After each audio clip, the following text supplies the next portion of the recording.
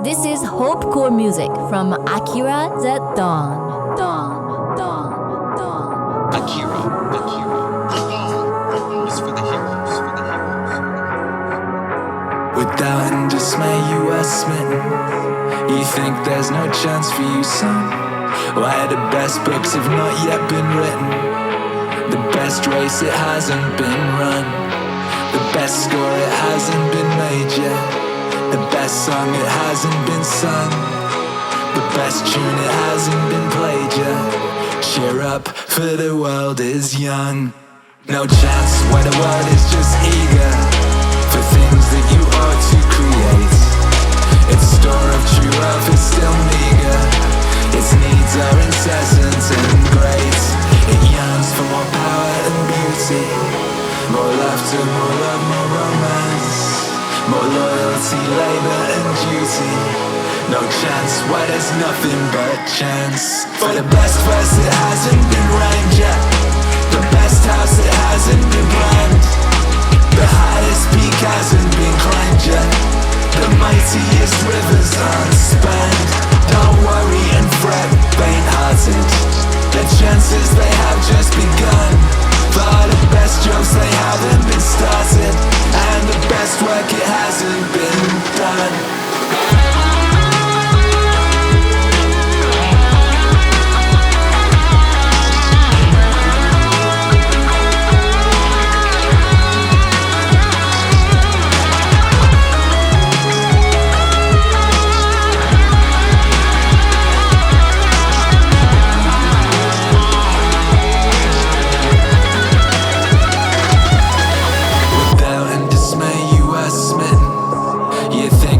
Chance for you, son. Why the best books have not yet been written? The best race, it hasn't been run. The best score, it hasn't been made yet. The best song, it hasn't been sung. The best tune, it hasn't been played yet. Cheer up, for the world is young. For the best verse, it hasn't been rhymed yet. The best house, it hasn't been planned. The highest peak hasn't been climbed yet. The mightiest rivers aren't spanned. Don't worry and fret, faint-hearted. The chances they have just begun. For the best jokes they haven't been started, and the best work it hasn't been done.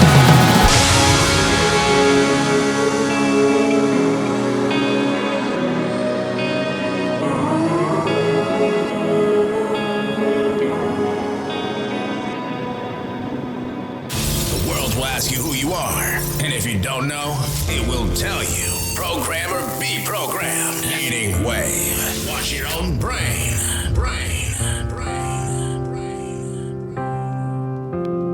Happiness is fleeting, and suffering requires a sustaining meaning. Happiness is fleeting, and suffering requires a sustaining meaning. That place where the meaning and the fact are conjoined. That's the proper place to lecture from. What you want to do as an academic is tell your students about something that you've encountered, that you've fallen in love with, and to communicate the love that you have for that. And not to say, well, you should read this book, but to say, well, here's this book, and here's what it can open up for you, and this is how it does it. This is what you'll gain from it. There's something in it that's of unbelievable utility, and you have to believe that in order to communicate it. To communicate that commitment you have to beauty and to truth and to literature, it isn't enough to say what they are and to transmit them. It's to manifest yourself as a living part of that tradition, and to show yourself thereby as a model for living out what that tradition represents, and to show that that's so much better than like a short-term pleasure-seeking nihilism. They're not even in the same conceptual universe. And people are far more open to that. They know already. People know, especially when they're hurt. They know that happiness is fleeting, and suffering requires a sustaining meaning.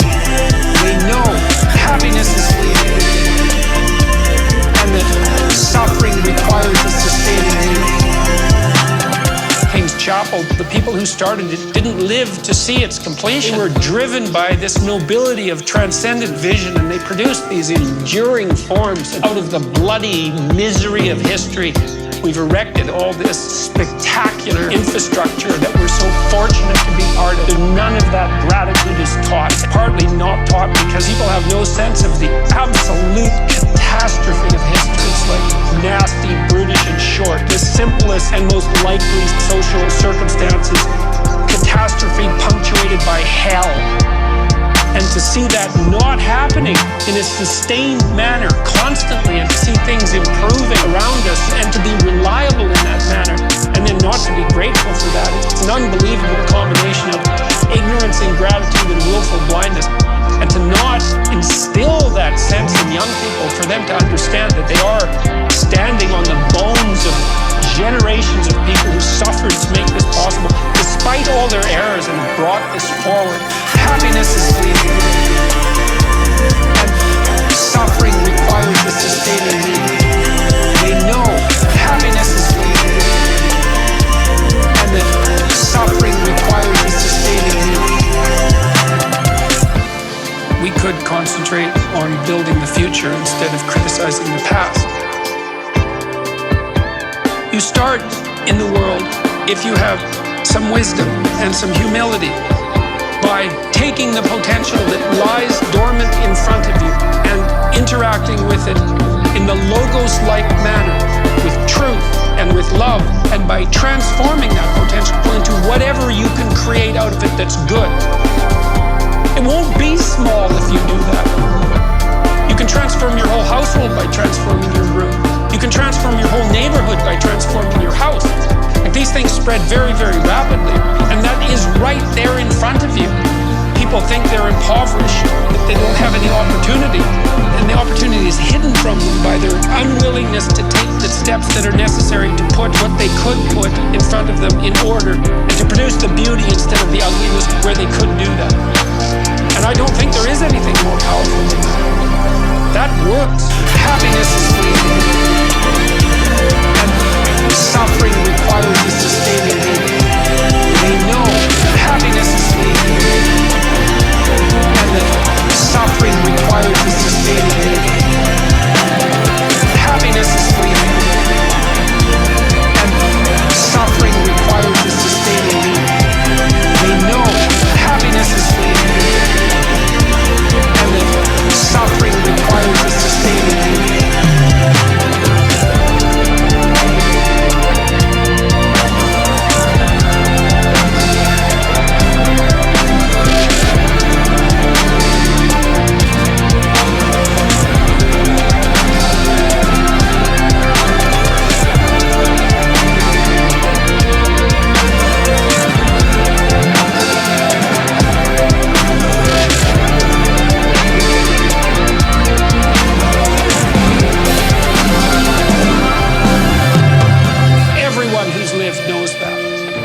So to say, well, here's a balm for the suffering, and it's profound and deep, and here's what it's meant to me, and here's how you can incorporate it into your life. People are absolutely starving for that, or dying of thirst for that.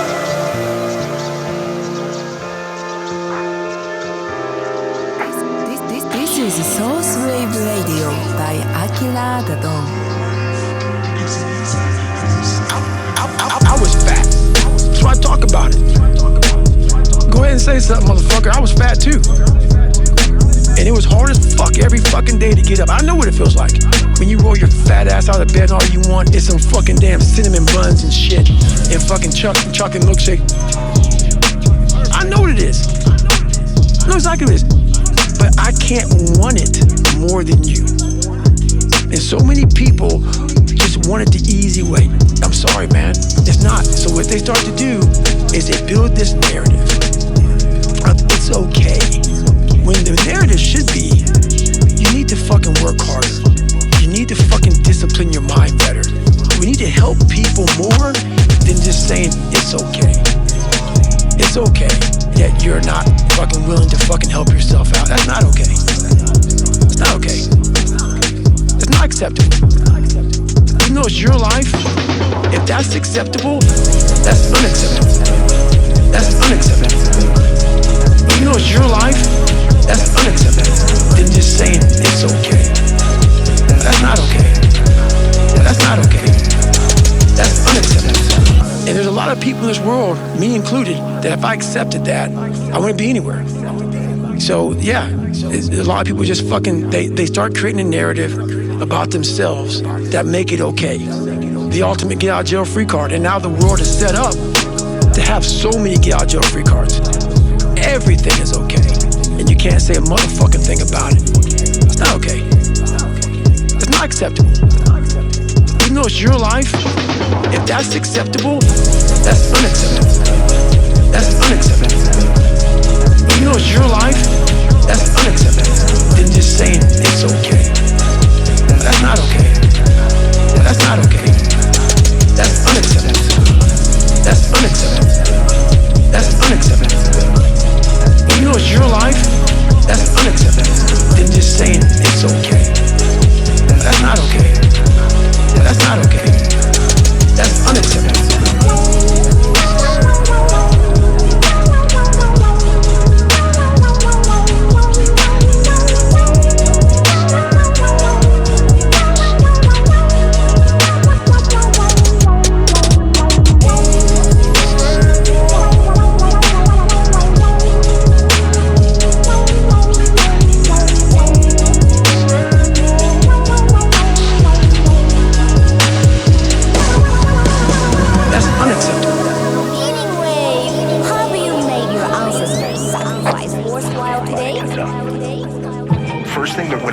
Happens, they take over the radio stations because they want to get right into the thoughts of the people. Think it's going into your brain. It's words. You ever heard of Akira The Don? Just press play. Rome wasn't built in a day. We all know that. Everyone hears that. But Rome also didn't fall apart overnight either. It took hundreds of years for Rome to reach its peak, but it also took time, hundreds of years, for Rome to decay and fall apart. And that is representative of life. You don't achieve worthwhile goals quickly or easily. They take time. They take struggle. They take relentless pursuit, day in and day out. That's what it takes. That's why I say you've got to pay attention. You have to watch every single second. Every single second. Because every second counts. Every second counts. Every second counts. Every second counts. Every second counts. Every second counts. Every second counts. Every second counts. Also, things don't usually fall apart quickly either. It's a slow process. Slip here, a little setback over there, a little wearing down of discipline and will over time. So that's the thing. Success and failure are generally slow processes, either slowly building things up or gradually tearing them down. That's why I say you've got to pay attention. That's why I say you've got to pay attention. You have to watch every single second. Every single second, because every second counts. Every second counts. Every second counts. Every second counts. Every second counts. Every second counts. Every second counts. Every second counts. Because those seconds, they turn into minutes. And minutes turn into hours. And hours turn into days. And days turn into years. That second that just went by, that counted. And so did that second. And so did that one. And in those precious seconds, you were either building or you were decaying. You were either gaining ground or you were losing ground.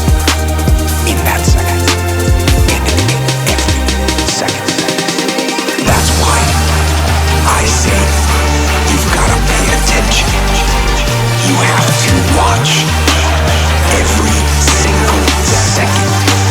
Every single second, because every second counts. Every second counts. Every second counts. Every second counts. Every second counts. Every second counts. Every second counts. Every second counts.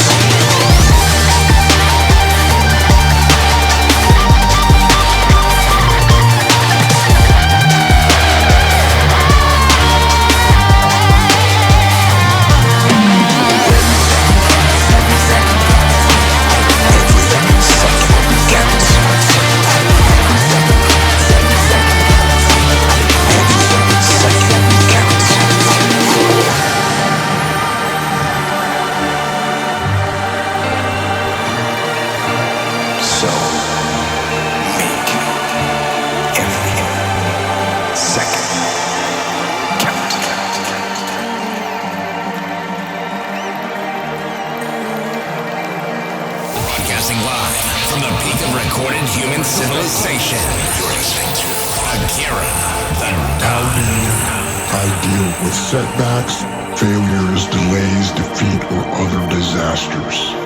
I actually have a fairly simple way of dealing with these situations.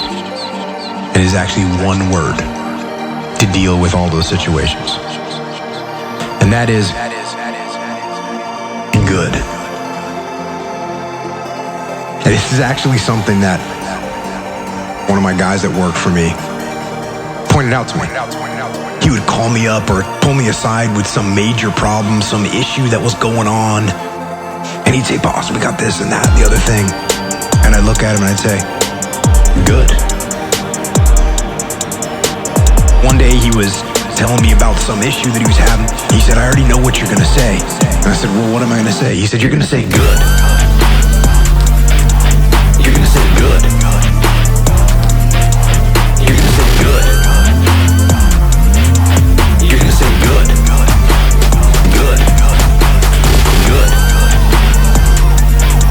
You're going to say good. You're going to say good. You're going to say good. Good." So that's what you always say.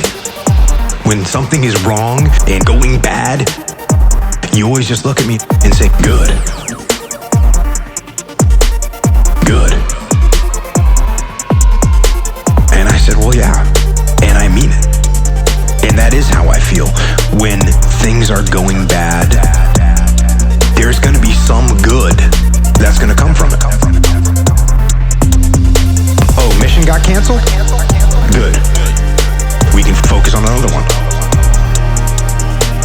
Didn't get the new high-speed gear we wanted? Good. We can keep it simple. Didn't get promoted? Good. More time to get better. Didn't get funded? Good. We own more of the company. Didn't get the job you wanted? Good. You can get more experience and build a better resume. You're gonna say good. You're gonna say good. You're gonna say good. You're gonna say good. Good. Good. You're gonna say good. You're gonna say good. You're gonna say good. Good. Got injured. Sprained my ankle. Good. Needed a break from training. Got tapped out. Good. It's better to tap in training than to tap out on the street. Got beat? Good. You learned. Unexpected problems? Good. We have the opportunity to figure out a solution. And that's it. That's it.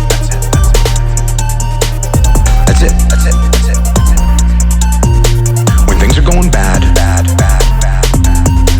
don't get all bummed out, don't get startled, don't get frustrated. No. You just look at the issue and you say, good. You're gonna say good. You're gonna say good. You're gonna say good.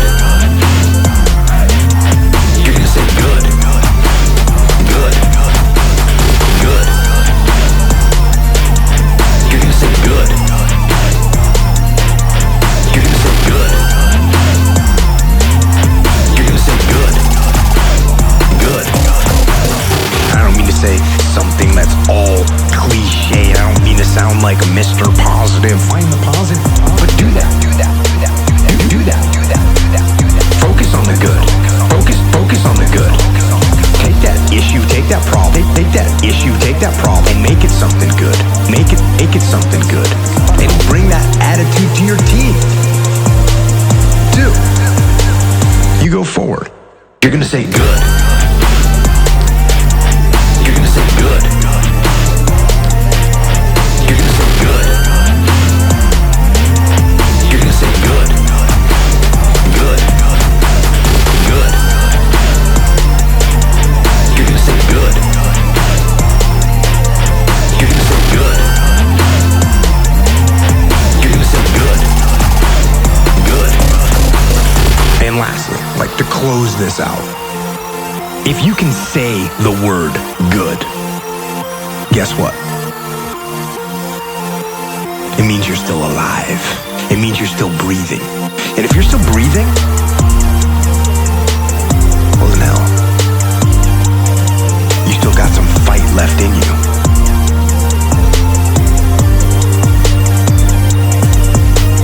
So get up, dust off, reload, recalibrate, re-engage, go out on the attack. And that right there is about as good as it gets. Meaningwave. More than music. Yeah. The body and its parts are a river. Everything is just an impression, said the cynic, and the response is obvious enough. But the point is a useful one, if you take it for what it's worth. The soul of man does violence to itself first, when it does its best to become an abscess, a kind of detached growth from the world. To be vexed by anything that happens is a kind of succession from nature, which compromises the nature of all things. To be vexed by anything that happens is a kind of succession from nature, and it compromises the nature of all things. The soul of man does violence to itself when it turns its back on another, or sets out to do harm, as the souls of the angry do. When overpowered by pleasure or pain, when it puts on a mask and does or says anything insincerely and untruly. When it allows this action, an impulse to be without a purpose, to be random and disconnected. Even the smallest things ought to be directed towards a goal of a rational animal. Follow the reason it already got. Vibration, momentary, nature, changeable, perception, dim, condition of body, decaying, soul, spinning around, fortune, unpredictable, lasting fame, uncertain. The body and its parts are a river, soul is a dream, yes. Life is warfare, a journey far from home. After fame is oblivion, the body and its heart's a river. Soul is a dream, yes. Life is warfare, a journey far from home. After fame is oblivion.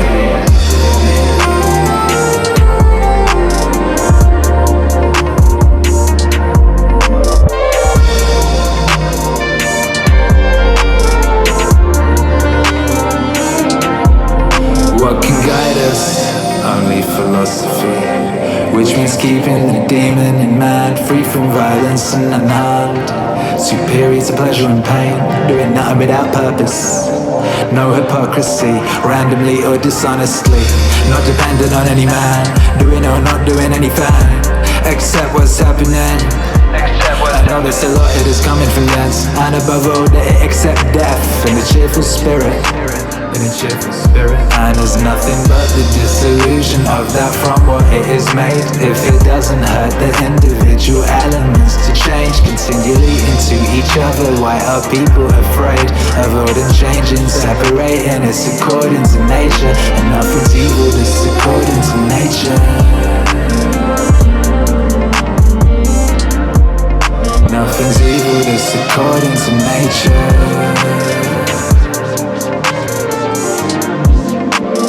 Body and its parts of a river.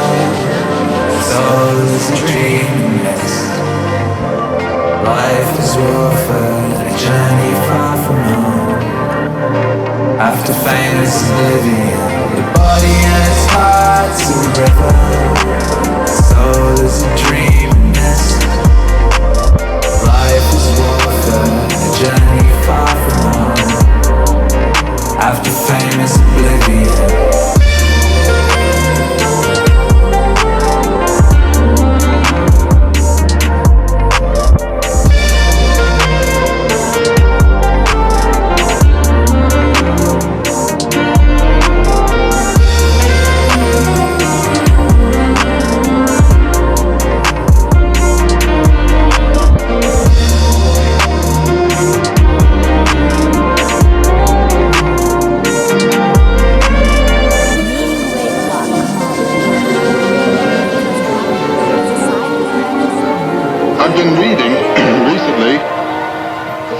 Medieval works, and these involve, particularly in the Arthurian romance and so forth, knights in combat with each other, fiercely in combat, with complete respect for each other, even love for each other. And there's one wonderful line in Wolfram von Eschenbach when two brothers who didn't know they were brothers were in combat. One was a Christian and the other was a Mohammedan. They were in combat. And Wolfram says, if one wished to think of it that way, one could say that they were two battling. But they had the same father, and they are one. And they are one. Battling himself out of loyalty, out of honor. And they are one. Battling himself, doing himself much harm. But that's the tragic sense. As I say, life begins, and that's the first thing the eye sees. Life eating itself, killing it. But that's life. And the reconciliation of consciousness, which revolts from this, to that, and its affirmation, that is the song of mythology. It has been. It's the song of the religions. And with that little affirmative theme, the affirmation of life as is, I would say we have the key to the hopping up, the stepping up, the invigorating of life, which has been the function, actually, the first function of mythology from the time the old cavemen asked the bear to give his body to their life.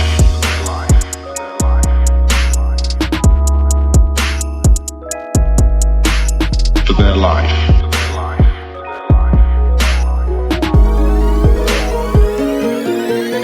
And they are one. Battling himself out of loyalty, out of honor. And they are one. Battling himself, doing himself much harm. And they are one. Battling himself out of loyalty, out of honor. And they are one. Battling himself, doing himself much harm.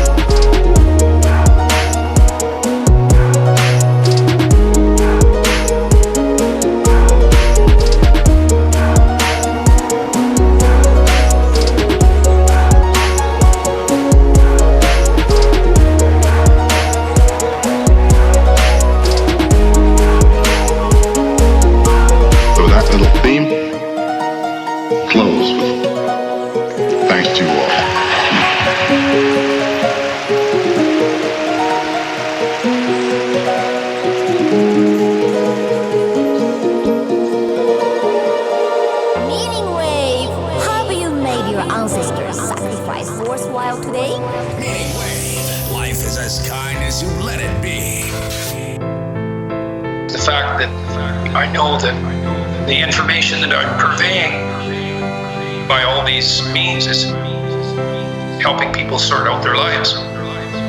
Thousands and thousands of people. It's overwhelming. and it's great. And that's well worth it. I'm afraid that we're on the precipice of doing something quite stupid. And also hoping that if enough people pull themselves together and return with some understanding to the core values that made our culture great and make all cultures great, the real values that human beings have to guide themselves by that will avoid unnecessary catastrophe and that will put the world in a better place. I think we can do that. What's more worthwhile than that? What's more worthwhile than that? What's more worthwhile than that? You know, and I know it's working because I get thousands of letters from people saying, mostly they say two things. One is that I've given them words to articulate things they knew but didn't know how to say.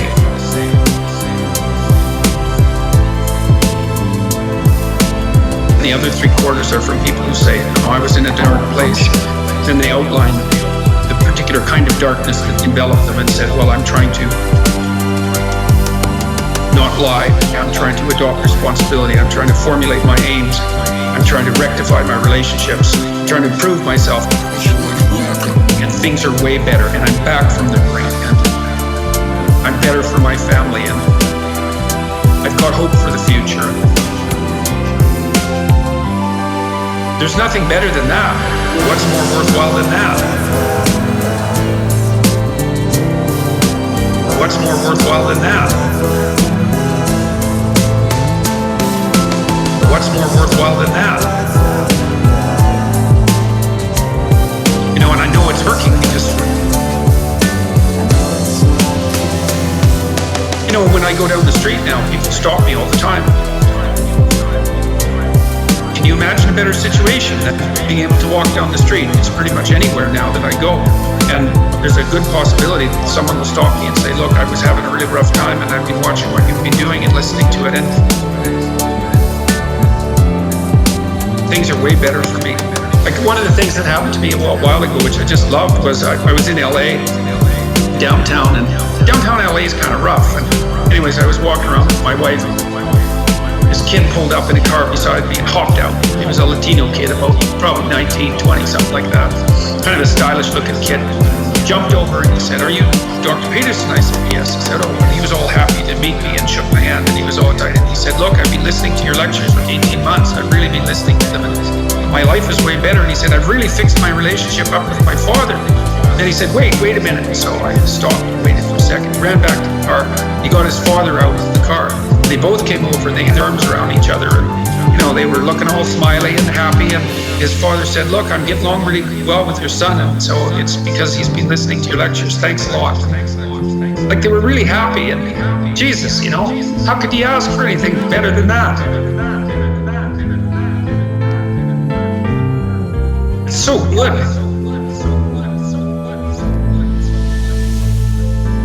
What's more worthwhile than that?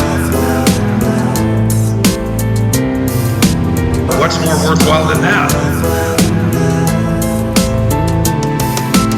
What's more worthwhile than that?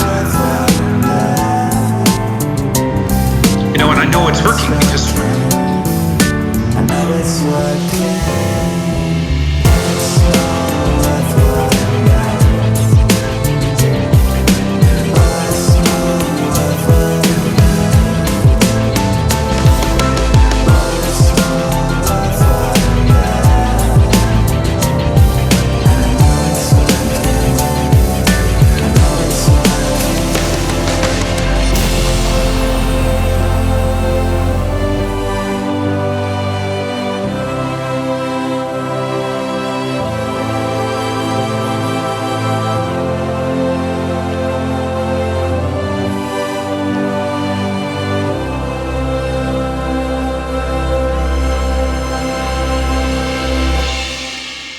Meaningwave, because music